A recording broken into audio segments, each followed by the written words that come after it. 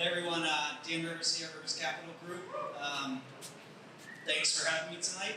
I wanted to start off by giving a quick thank you to everybody in here. Last REI Central, I asked you to vote for my wife. She was running to try to be able to speak at the Tech Crunch event in Boston, and she did end up winning, so we're going up to Boston next month to see her speak at that event. So it's pretty awesome. My wife is a powerhouse entrepreneur herself, so I love seeing her succeed. I also want to talk about, I just started releasing the Compound Mindset podcast. That's in the Compound Mindset group. If you guys want to hop in the Facebook group, it just talks about 6 areas of life and real estate investing, etc. I wanted to go over a few stats. So this is comparing January of this year to February of this year. Obviously, we just closed out February. Yes, we're already in March. It's pretty crazy that we're in the last month of the first quarter of the year.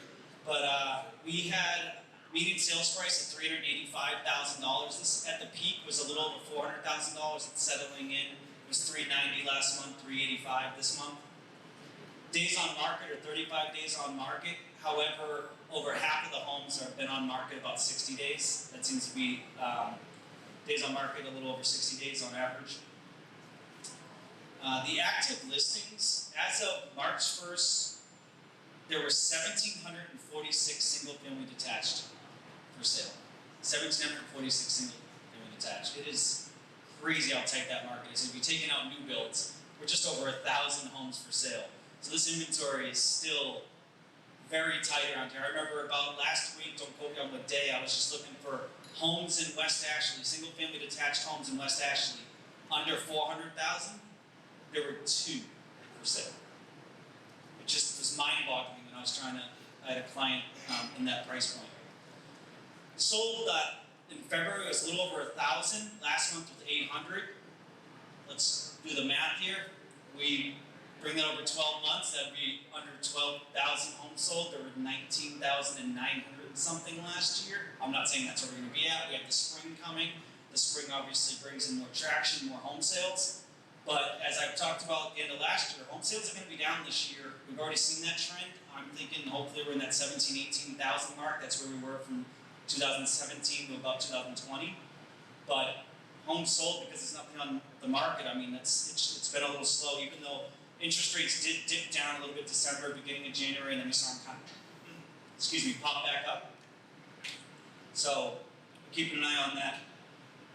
And I think this was pretty interesting. According to Moody Analytics, the U.S. has become a rent-burdened nation.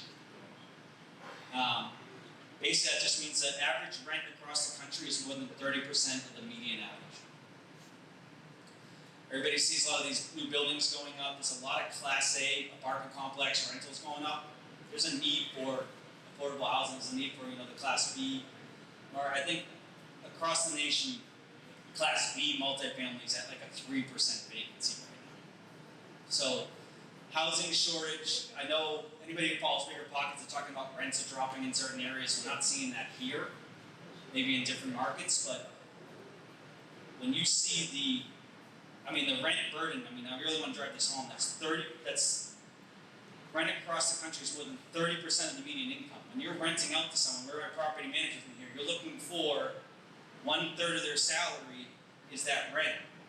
So what's going to happen is, you have these buildings that maybe inventory-wise they're increasing rents, but people are just going to stop being able to afford it. So we're going to see where that kind of brings us, but I just thought that was a very interesting kind of phrase, that rent-burdened nation right now.